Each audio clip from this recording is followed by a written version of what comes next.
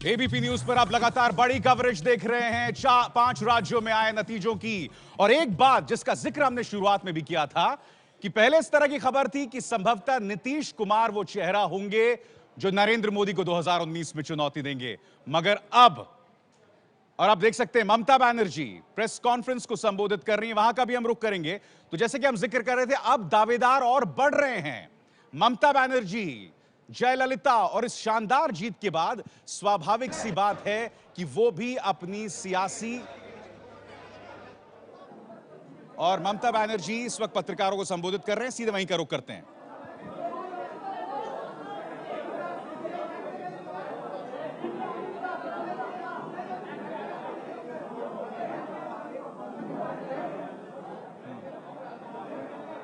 तो ममता बनर्जी थोड़ी देर में प्रेस कॉन्फ्रेंस करने वाले हैं। जयंत घोषाल, ये बताइए, मैं जानना चाहता हूं ममता बनर्जी की राष्ट्रीय महत्वाकांक्षाएं क्या होने वाली हैं इसके बाद, पॉलिटिकल एम्बिशंस नेशनली। देखिए, मैं एक चीज बताऊंगा कि ममता बनर्जी 2 साल नरेंद्र मोदी की सरकार के बाद मोदी और बीजेपी के साथ जो रिश्ता, उसमें हम देख चुके हैं कि कितना क्रिटिकल रिलेशनशिप हो गया था, सीबीआई इंक्वायरी लेके, एनफोर्समेंट लेके। लेकिन देखिए, कांग्रेस के साथ ममता पहले दुश्मनी नहीं करना चाहते थे। हम पटना में खुद गए थे, बिल्कुल नीतीश के वक्त, नीतीश के साथ ओथ टेकिंग सेरेमनी के दिन राहुल गांधी के साथ मीटिंग किए थे, और ममता बनर्जी ने राहुल गांधी को भी कहा था कि सीपीएम के साथ मत जाओ। कांग्रेस के साथ ममता बनर्जी जाने के लिए माना भी नहीं किए थे, लेकिन अधीर चौधरी, स्टेट कांग्रेस लीडर्स, राहुल गांधी को समझाया। और सोनिया गांधी पहले इच्छुक नहीं थे, क्योंकि उनको लगा था कि ममता बनर्जी को भी जरूरत हो सकता है एंटी मोदी जो प्लेटफॉर्म बनाना है। तो अभी क्या हुआ, अभी देखिए, कुछ दिन पहले राज्यसभा में हम क्या देखे हैं, सुखेंदु शेखर राय, तृणमूल कांग्रेस के एमपी, वो आज सोनिया गांधी के खिलाफ अगस्ता इशू लेके, सुब्रमण्यम स्वामी के इशू में जो शोर मचा रहे थे, वो शायद बीजेपी के भी कोई एमपी इतना शोर नहीं मचा है जो सुखेंदु शेखर राय। तो आप ये कह रहे हैं कि हम मोदी और ममता, नहीं, मेरा सवाल ये है, आप जो ये बात कह रहे हैं जयंतदा, क्या इसका मतलब ये है कि मोदी और ममता में एक किस्म का पॉलिटिकल रियलाइनमेंट होगा, करीब आएंगे? क्या आप ये दावा कर रहे हैं यहां पर? नहीं, मैं ये कह रहा हूं कि ममता 30% मुस्लिम वोट है। एनडीए में आने के बाद उसके बहुत नुकसान हुआ था, सब एमपी हार गए थे, खुद अकेले जीते थे। यानी कि वो एनडीए से दूरी बनाए रखेंगे। एनडीए में ज्वाइन करना और इशू टू इशू सपोर्ट करना, क्रिटिकल जंक्चर में, जैसे लोकपाल बिल में किए थे, जैसे जीएसटी में तैयार है करने के लिए, और नेगोशिएशन बात। लेकिन कांग्रेस और लेफ्ट के अलायंस नेशनल लेवल में अगर आगे बढ़े, ममता किसी हालत में वो अलायंस में जाना नामुमकिन है। तो इसका मतलब है कि you are blocking a non BJP secular party, Congress CPM के साथ इतना जल्दी रिश्ता करने के कारण, जिसके पास ज्यादा एमपी है राज्यसभा लोकसभा मिला के। जयंत घोषाल, अगर आप इन सब की पहचान कर सके, कौन कौन है इस वक्त मंच पर? इंटरेस्टिंग है कि इसमें सिर्फ पॉलिटिशियंस नहीं है, इसमें कल्चरल जो सेक्टर है बंगाल का, सिविल सोसाइटी। हम यहाँ श्रीकांत मोहता को देखा, जो एक फिल्म प्रोड्यूसर है वेंकटेश फिल्म का, जिसका कोई पॉलिटिकल आइडेंटिटी नहीं है। यहाँ देव एक फेमस एक्टर है, मेंबर ऑफ पार्लियामेंट है, हो गए हैं, लेकिन बेसिक आइडेंटिटी है फिल्म एक्टर का। तो इसका मतलब है ममता बनर्जी पहले दिन में बता दिया कि उनके जो स्टाइल ऑफ फंक्शनिंग है, जिसमें वो सिविल सोसाइटी के लोगों को, ये जो कल्चर और म्यूजिक, इसके लिए बहुत क्रिटिसिज्म हुआ कि हर रास्ते में वो टेगोर सॉन्ग सुनाते हैं, और वो फिल्म और म्यूजिक और फिल्म फेस्टिवल, इसमें ज़्यादा दिलचस्पी दे रहे हैं डेवलपमेंट से। मैं आपको रोक रहा हूं, ममता बनर्जी कुछ बोलने की कोशिश कर रही हैं, आइए सीधे वहीं का रुख करते हैं, सुनते हैं।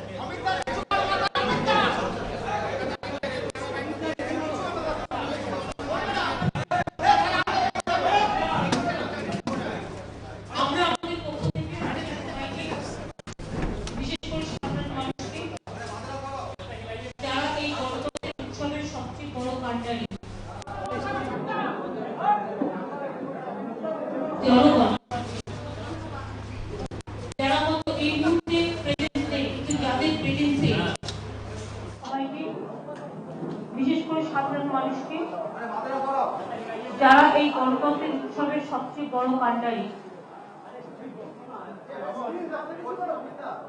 জনগণ, যারা হয়তো এই মুহূর্তে প্রেজেন্স নেই, কিন্তু যাদের প্রেজেন্সে আজকে এই বিপুল জয়, থার্ড মেজরিটির ওপর আসন পাওয়া এককভাবে লড়ে 49 বছরের মধ্যে এককভাবে তৃণমূল কংগ্রেস একা লড়েছে বাংলায়। এটা কখনো হয়নি এবং আগেরবার জোর করে লড়ে তৃণমূল কংগ্রেস 184টা আসন পেয়েছে। আর এবারে সমস্ত বিরোধী শক্তি और आम जनता के लिए हम चुनाव जीते हैं, लेकिन इस चुनाव में बाकी जो गठबंधन हुआ है, लेकिन अभी तृणमूल कांग्रेस अकेले लड़के ये साबित किए हैं कि हम आम जनता के साथ हैं। ভীষণভাবে এমনকি রাস্তায় বেরোবেন না, দুজনের বেশি ভোট দিতে যাবেন না, অনেক রকম इतना कैंपेन हुआ था और चुनाव आयोग ने भी पैनिक क्रिएट किया था कि रास्ते में आप बाहर मत आइए। যে আগে কখনো वोट देने के लिए लोगों को शंका पैदा कर दिया था। পরিবারের লোকেরা একসাথে ভোট দিতে যায় সেটাও এবারে দিতে পারে। एक परिवार एक साथ वोट देने जा रहे हैं तो लगता था क्राउड हो रहा है, तो एक साथ जाने नहीं दिया। तो ओवरडू ऑफ इलेक्शन कमीशन ये भी शिकायत कर रहे हैं। নিজেদের ভোট প্রদান করেছে transfer of officials, central force को मिसयूज करना। সংগঠিত হয়েছে तो वो कहना चाहते हैं कि in spite of all this things, ये सब बावजूद অন্তরের आम जनता प्रूव कर दिए हैं कि जबरदस्ती आप चुनाव नहीं जीत सकते हैं। তারা যেভাবে ভোটের লাইনে দাঁড়িয়েছে और वोट की जो लाइन हुई थी उस समय इतना गर्मी थी, फिर भी इतना पैनिक क्रिएट किए थे, इतना कैंपेन हुआ था, फिर भी जो लोग वोट देने के लिए इतने लाइन में खड़े थे বিশেষ করে और वोट दिए हैं, उसके लिए सबसे पहले मैं ग्रेटफुलनेस आभारी मैं हूँ उनके लिए। রাজনীতিতেও একটা লক্ষ্যের গতি রেখা থাকা উচিত। राजनीति में एक लक्ष्मण रेखा होना चाहिए। वो लक्ष्मण रेखा आपका प्रतिपक्ष हो सकता है, लेकिन वो लक्ष्मण रेखा को अतिक्रम नहीं करना चाहिए। কিন্তু এবারকার নির্বাচন নিয়ে बट इस बार वो लक्ष्मण रेखा किसी ने माना नहीं जो प्रतिपक्ष है। উৎসার কাসন্দি গাওয়া হয়েছে এবং मतलब बेसिकली मैलाइन किया गया है हमारे पार्टी को। বলে বলে বলে বলে झूठ झूठ बोलते बोलते बोलते গুজব আকারে ছড়ানোর চেষ্টা হয়েছে।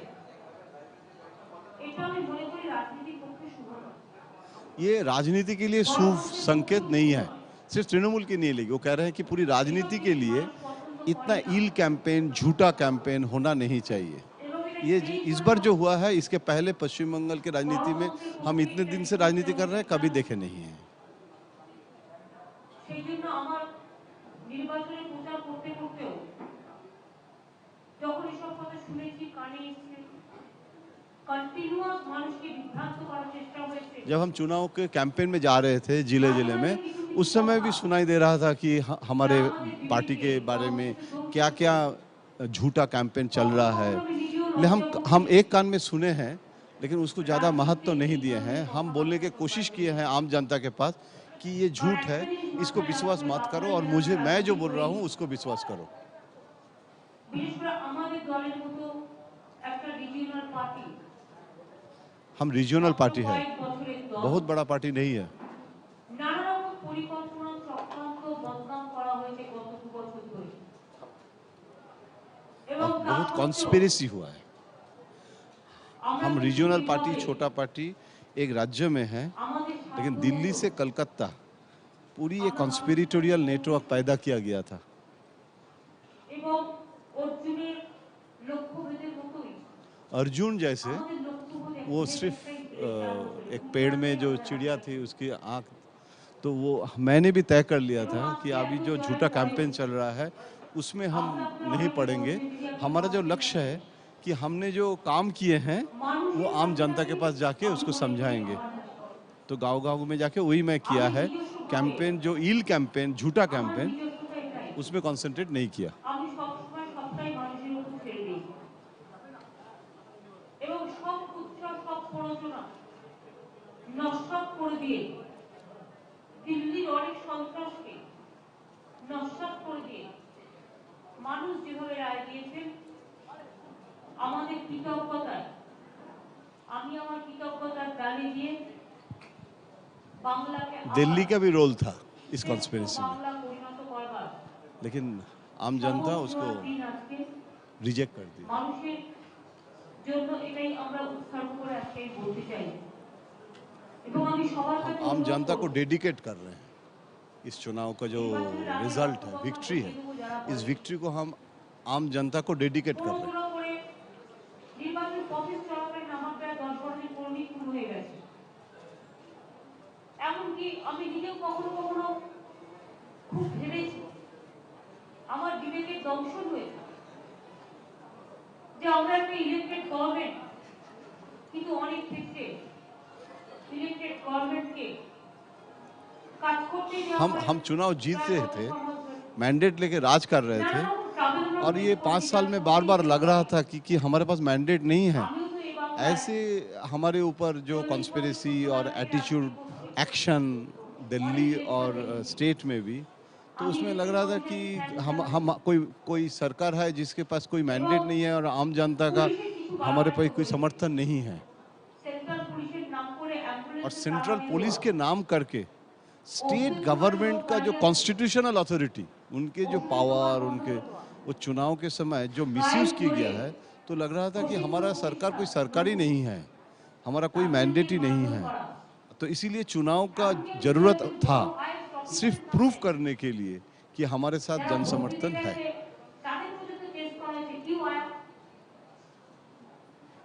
তাদেরকে ইনস্ট্রাকশন দেওয়া হয়েছিল এভাবে বলতে যে আমরা যারা বাংলায় থাকি সবাই খুব খারাপ, খুব মিসবিহেভ করা হয়েছে। এবং আপনাদের আমি বলি, আমার ভবানীপুরে প্রচুর কম করি দেওয়া হয়েছে, থ্রেট করে, টেরোরাইজ করে। हमारे अपना कॉन्स्टिट्यूंसी है भवानीपुर, वहाँ भी बहुत सारे बूथ में जाके थ्रेट किया गया था 90% वोट ना देने के लिए, সেখানে মদত দিয়ে পড়ানো হয়েছে, जबरदस्ती कोशिश किया गया था। মদত দিয়ে পড়ানো হয়েছে। এবং এটা আমি ইলেকশন কমিশনকে দোষ দেব না, और इसके लिए मैं चुनाव आयोग को दोष नहीं दे रहा हूँ। যাদের দায়িত্ব ছিল বাইরে, তাদের অনেকেই দায়িত্বটা নিয়ে পালন করেছে, তাদের কাছে ইনস্ট্রাকশন ছিল, যা কি আমি তাও ওসবের মধ্যে যাই না। কিন্তু আজকে मैं किसी को आज के दिन में ये सब भूल जाना चाहता हूँ, किसी को दोष नहीं देना चाहता हूँ। রাজনীতিতে কেউ থাকবে কেউ तो बेशक ममता बनर्जी इस प्रेस कॉन्फ्रेंस में कह रही हैं कि आज के दिन में इन तमाम चीजों को भूल जाना चाहती हूं, मगर लगातार अपनी प्रेस कॉन्फ्रेंस में वो ये कहती रही कि किस तरह की साजिश उनके सरकार के खिलाफ थी। उन्हें ऐसा आभास कराया जा रहा था कि उन्हें मैंडेट नहीं मिला है पिछले 5 सालों में, केंद्र की तरफ से भी साजिश थी, राज्य में भी साजिश थी। ऐसा दावा ममता बनर्जी अभी इस वक्त अपने प्रेस कॉन्फ्रेंस में कर रही हैं। मगर बड़ी बातें अब तक की क्या उभर कर आ रही हैं, सुमेरा? जी हाँ, बड़ी बातों पर नजर डाल लेते हैं। अभिसार, ममता बनर्जी ने प्रेस कॉन्फ्रेंस कर तो हमला किया ही है, कहा गया है कि साजिश उनके खिलाफ की गई, लेकिन बड़ी बातें क्या हैं आइए उन पर एक नजर डालते हैं। इन विधानसभा चुनाव के जो नतीजे सामने आए उसके बाद अच्छी खबर क्या है, बीजेपी के अच्छे दिन आ गए हैं, अच्छे दिन हैं उनके लिए, लेकिन कांग्रेस पार्टी के बुरे दिन। असम में पहली बार बीजेपी की सरकार बनने जा रही है, यहां पर बीजेपी दस्तक दे रही है। तमिलनाडु में जयललिता की वापसी हो रही है और पश्चिम बंगाल में ममता बनर्जी की जबरदस्त वापसी हो रही है। दक्षिण भारत में भी बीजेपी का खाता खुला है, वहां पर भी बीजेपी कमल खिलाने में कामयाब हुई है। दक्षिण भारत के लिए में बीजेपी के लिए अहम खबर, तमिलनाडु और केरल में बीजेपी का खाता खुल गया है। दक्षिण भारत में तमिलनाडु और केरल दोनों जगह पर बीजेपी का खाता खुला है, लेकिन कांग्रेस के हाथ से असम की सरकार भी चली गई है और केरल में भी वो सत्ता से बाहर हो गए। पश्चिम बंगाल में, तमिलनाडु में कांग्रेस गठबंधन फेल हो गया है, तो गठबंधन भी फेल हुआ है, जहां उनकी सरकार थी वहां पर भी वापसी नहीं कर रहे हैं। ये कांग्रेस पार्टी के लिए बुरी खबर। प्रधानमंत्री ने लेकिन जो जीत हासिल की है ममता बनर्जी और जयललिता ने, उसके बाद उन्हें बधाई दी है। जनता के फैसले का सम्मान करते हैं, ये राहुल गांधी ने कहा है कि जनता ने जो फैसला किया उसका हम सम्मान करते हैं। पश्चिम बंगाल में जनता की जीत हुई है, ये कहा है ममता बनर्जी ने। उन्होंने कहा कि जो कैंपेन उनके खिलाफ चलाया गया उसके बावजूद ये जनता की जीत है, जिस तरह की जीत उन्हें हासिल हुई।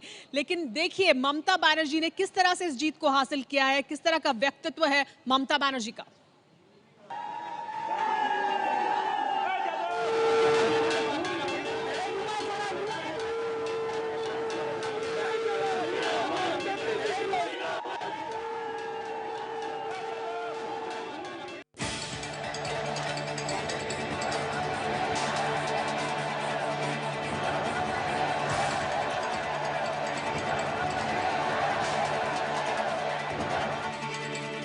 किसी की नजर में वो तुनक मिजाज है, कोई उन्हें बंगाल की सियासी मजबूरी बताता है, कुछ उन्हें बहुत ही डरी हुई महिला बताते हैं, जिन्हें लगता है कि पूरी दुनिया उनके खिलाफ साजिश रच रही है। उनके विरोधी उन्हें कठोर और मनमानी चलाने वाली महिला बताते हैं। बंगाल का नुकसान हो तो हो, बंगाल बर्बाद हो जाए तो हो जाए, बंगाल के नौजवानों का भविष्य तबाह हो जाए तो हो जाए, लेकिन मैं मुख्यमंत्री ऐसी अपने आप को मानती हूं कि मैं प्रधानमंत्री की मीटिंग में भी नहीं जाऊं। उनके चाहने वाले उन्हें मोम की तरह पिघलने वाली दीदी कहकर प्यार करते हैं, जो हर तकलीफ में लोगों का साथ देती है। दुनिया उन्हें एक अबूझ सियासी पहेली समझती है, लेकिन आज भी वो पश्चिम बंगाल में खुले किताब की तरफ पढ़ी जाने वाली सबसे लोकप्रिय नेता है।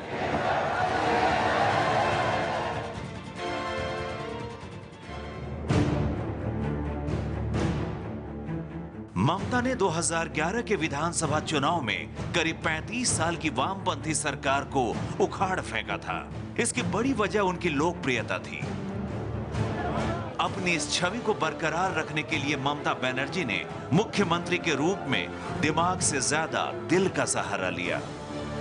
हमें जो विरासत में चीजें मिली हैं उनको हमें झेलना है, तो पब्लिक को ये फील कराना, ये एक बहुत बड़ी बात थी। और इसके बावजूद जो विकास के कार्य दिख रहे हैं पूरे राज्य में, आप कलकत्ता में अगर घूम के देखें तो जो सड़कों के काम हुए हैं, जो ड्रेनेज के काम हुए हैं, जो सफाई के काम हुए हैं, और भी बहुत सारी चीज़ें हैं जिसको पब्लिक ने बिल्कुल इस चीज़ को महसूस किया। अपने 5 साल के कार्यकाल में ममता ने कई लोकप्रिय योजनाएं शुरू की। तृणमूल कांग्रेस की सरकार में गरीबों को सस्ती दर पर अनाज देने की योजना शुरू हुई। इसी साल जनवरी में ममता ने खाद्य साथी नामक योजना शुरू की, जिसके तहत 8 करोड़ लोगों को 2 रुपए किलो की दर पर अनाज मिल रहा है। छात्रों को स्कॉलरशिप, साइकिल, स्कूल ड्रेस और जूते बांटे गए। बेरोजगारों को आसान शर्तों पर कर्ज भी मुहैया कराए गए। ममता सरकार की कन्याश्री योजना को यूनिसेफ ने भी सराहा है। बंगाल के 3-4 जिले माओवाद प्रभावित थे। जब ममता जी सत्ता में आई हैं, उन इलाकों में जो विकास के कार्य हुए, युवकों को काम मिला, खेती मिला, ये सारी चीज़ें जो जिस तरह के उनके विकास के कार्य में उनको डाइवर्ट किया गया, जिसकी वजह से माओवादी समस्या बिल्कुल खत्म हो गई बंगाल की। ममता विकास की नैया पर सवार होकर चुनाव की बैतरनी पार करना चाहती थी, लेकिन विपक्ष ममता सरकार के खिलाफ भ्रष्टाचार के मुद्दों को लेकर के घेरना चाहती थी। कांग्रेस और वाम मोर्चा गठबंधन ने शारदा घोटाले और नार्द स्टिंग ऑपरेशन के रूप में भ्रष्टाचार को मुख्य चुनावी मुद्दा बनाया। विपक्ष ने जनता को यह समझाने की कोशिश की कि किस तरह ममता सरकार के समय शारदा घोटाले में लाखों निवेशकों के रुपए डूब गए थे, जबकि नारद स्टिंग ऑपरेशन में टीएमसी के कुछ नेताओं को घूस लेते हुए दिखाया गया। विपक्ष की तमाम कोशिशों के बाद भी ममता का वोट बैंक अटूट रहा।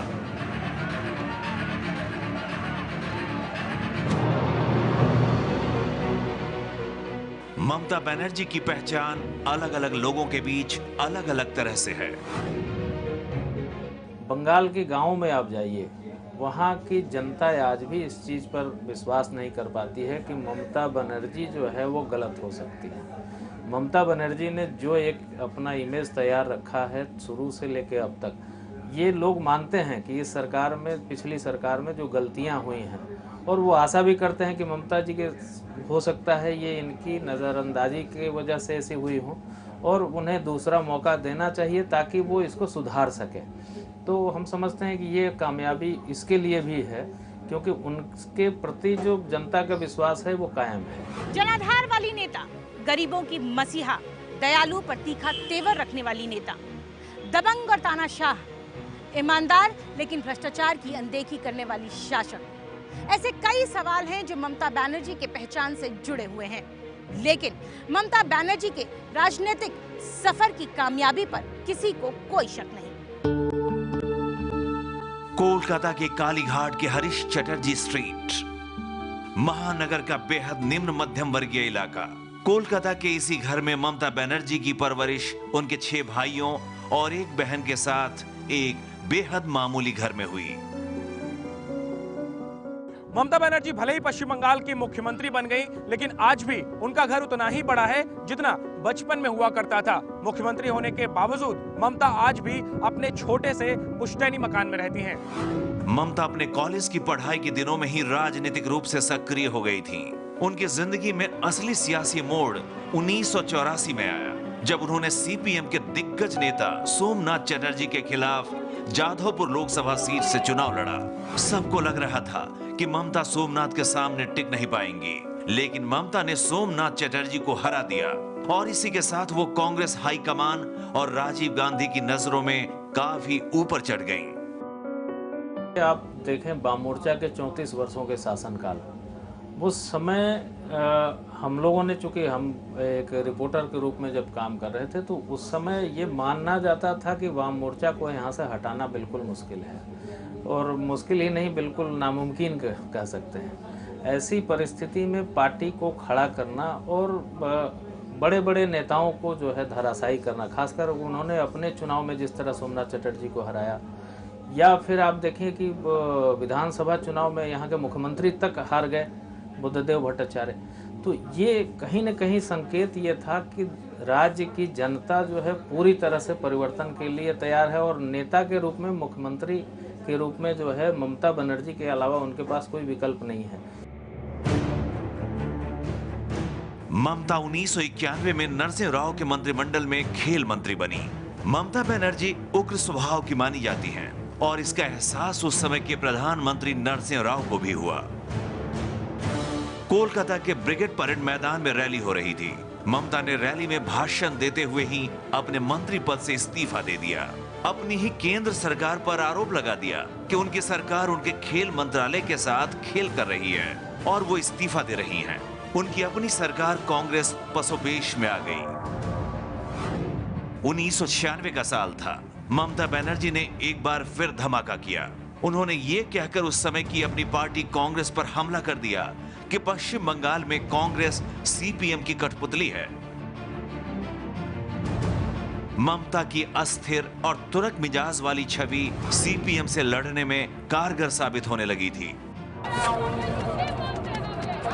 ममता कांग्रेस में थी और कांग्रेस के खिलाफ ही मोर्चा खोल रखा था।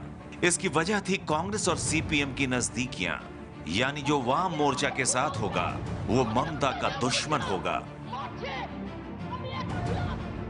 पश्चिम बंगाल में ममता बनर्जी की छवि एक ऐसी नेता की बनने लगी जो अपने दम पर वामपंथियों से मुकाबला करने की काबिलियत रखती हो।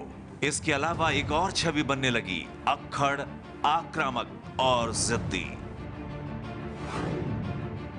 ममता बनर्जी समझ चुकी थी कि वो कांग्रेस के साथ रहकर बंगाल में दशकों से चली आ रही वाम मोर्चा सरकार का मुकाबला नहीं कर सकती हैं, और इसलिए 1997 में उन्होंने अपनी नई पार्टी बना ली, तृणमूल कांग्रेस।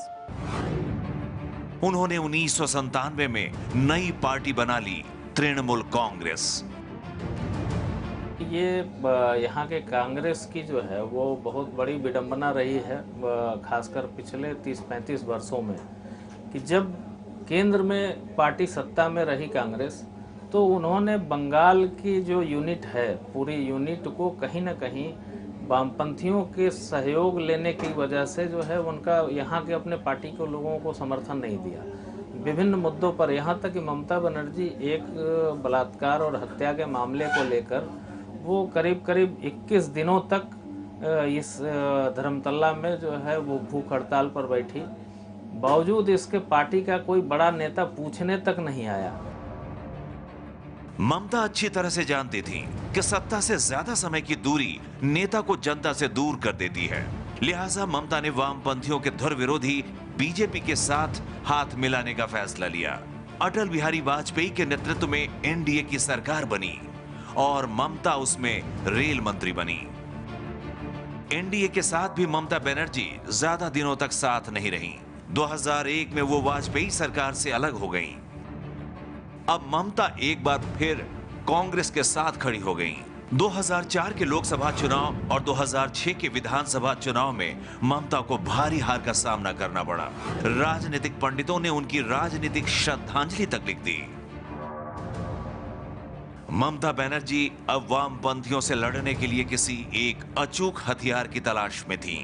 इसके लिए उन्होंने चुना वही हथियार जिसके बल पर सीपीएम करीब 3 दशकों से पश्चिम बंगाल की सत्ता पर काबिज थी। ममता ने चुना किसान समर्थक और उद्योग विरोधी हथियार। पश्चिम बंगाल में वाम मोर्चा की सरकार थी। सिंगूर में टाटा नैनो कार परियोजना और नंदीग्राम में औद्योगिकरण के लिए किसानों के जमीन का अधिग्रहण हुआ था। किसान अपनी जमीन नहीं देना चाहते थे। ममता को आंदोलन करने का एक बड़ा मुद्दा मिल गया। किसानों के समर्थन में ममता सड़कों पर उतर आईं। कई महीनों तक हिंसक आंदोलन चला और अंत में वाम मोर्चा की सरकार को झुकना पड़ा।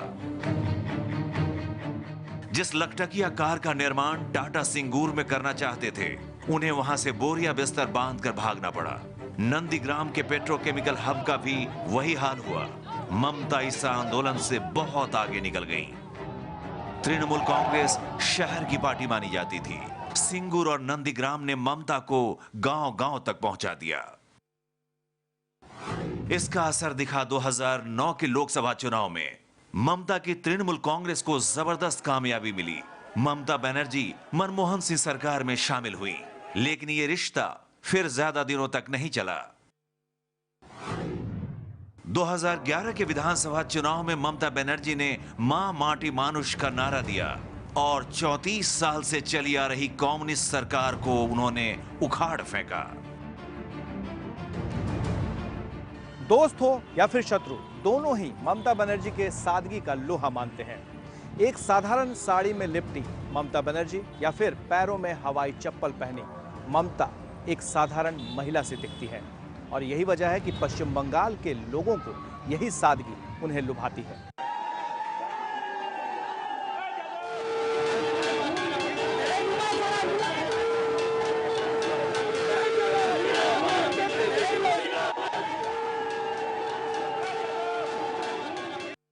घोटाले हुए हैं, क्या ये उनकी हार है, जनता ने उनको नहीं सुना, या आपके जो 5 साल के कामों थे उनकी जीत है? और मेरा इसी से जुड़ा हुआ सवाल है कि आगे देखिए, एक बात झूठा था, इसी के लिए जनता ने वोट का अंदर इसको साबुत कर दिया। जनता ने जो करप्शन का बात उठाया था ये झूठा है। ये तो चुनाव का टाइम उठाया था, चुनाव में जानबूझकर, और जनता ने उसको रिजेक्ट कर दिया। जो लोगों ने उठाया था उसको अपोलोजाइज करना चाहिए। मैम, आपकी इमेज जो उद्योगपति, जब से टाटा का प्लांट गया था तो उद्योग विरोधी बनाई थी विपक्ष ने। नहीं, अगले 5 साल में क्या आपका फोकस रहने वाला है? देखिए, मैंने पहले बता दिया क्या फोकस रहेगा, लेकिन टाटा को हम लोग पहले ही बोला था 600 एकड़ में आप जो मोटर कारखाना बनाओ, लेकिन वो लोगों ने नहीं बनाया। अभी तो कोर्ट में केस है, कोर्ट ठीक करेगा, लेकिन वो जमीन अभी हमारा पास में है। वो अगर कोर्ट बोलेगा कि आप इलीगल हुआ, बातिल हो गया, हम तो जमीन वर्कर को दे देगा। 400 जो अभी नहीं लिया उसको हम दे देगा 400 एकड़, और टाटा 600 एकड़ में बना सकता है, हमारा कोई एतराज नहीं है। दीदी, सौरभ सान्याल हियर। आज तक, यस प्लीज।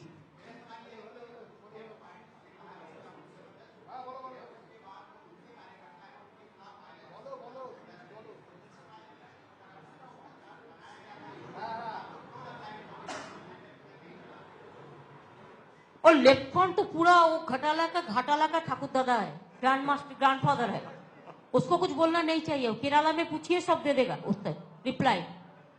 देखिए, बात करना बहुत आसानी है। 34 साल जो किया है ना, इसको बात नहीं करना चाहिए। अभी क्यों? पहले तो वो बोला है कि ब्लड बात बनाएगा, उसका जो नेता है, उसका एमपी है, ओपनली बोला, हमारा पार्टी तो नहीं बोला। तो अभी डरने का बात क्या है? वो तो कांग्रेस के साथ में जाके जो दोस्ती बनाया, केरला में कुश्ती, इधर में दोस्ती। ये देखिए, कांग्रेस पूरा एक अलायंस का फ्यूचर नष्ट कर दिया है। ये इलेक्शन में सीपीएम का साथ मिलकर पॉलिटिकली बहुत बड़ा ब्लंडर किया है। जो ब्लंडर में इसका गलती पॉलिटिक्स के लिए असम में देखो इतना हार हुआ कांग्रेस को,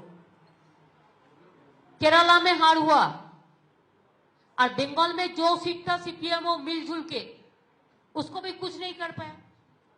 बहुत दिन से तो एक कॉन्स्पिरेसी चल रहा है कि हम लोग हारेगा। जीतने का बात छोड़ो, हम तो नेशनल चैनल को कॉन्ग्रेचुलेट करेगा कि आप लोगों ने जो एग्जिट पोल बोला वो पूरा पूरी मिल गया। आप लोगों ने सच बात को सामने ले आया और इधर से आप लोगों को व्हिस्परिंग करके बंगाल का बदनाम किया है कोई कोई लोग, one section of press media. सब नहीं है लेकिन किया ना, बहुत सारे किया। वो लोगों को जनता का पास तो क्षमा चाहना जरूरी है। अगर हम गलती करते तो हम अपोलोजाइज करते। वो किया है तो उसको करना चाहिए। क्यों झूठा कहेंगे? झूठा कभी परमानेंट नहीं होता है, झूठा टेम्पोररी होता है। इसी के लिए मैं तो राजनीति के लिए एक लक्ष्मण रेखा होना चाहिए। कोई पार्टी आएगा, कोई पार्टी जाएगा, कोई गवर्नमेंट आएगा, कोई गवर्नमेंट जाएगा। एथिक्स परंपरा रक्षा करना जरूरी है।